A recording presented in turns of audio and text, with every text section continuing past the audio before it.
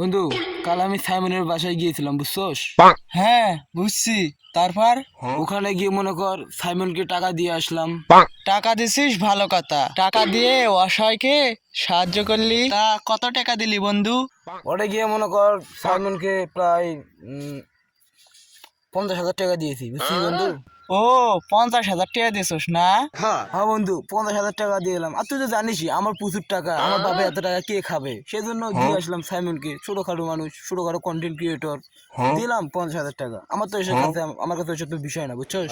তা বন্ধু, তোর না জুতা ছিঁড়ে গেছিল, জুতা কিনছস? হে না বন্ধু, তো তুই 500 টাকা ধার দে, তো জুতাটা কিনে নিয়ে আসি দে। শালা জুতা কিনবার টাকা নেই, আবার সাইমনকে 50,000 টাকা দিয়ে আইছে। এসব কথা বাদ দি বন্ধু, চল মোড়ে গিয়ে আকবর চাচার দোকানে গিয়ে চা খাবো, চল। তা নাই বুঝলাম, তে চা খাওয়ার টাকা আছে? হ্যাঁ, আর বন্ধু চল, 10 টাকা ধার দেস, বাসায় গিয়ে দেবো, চল।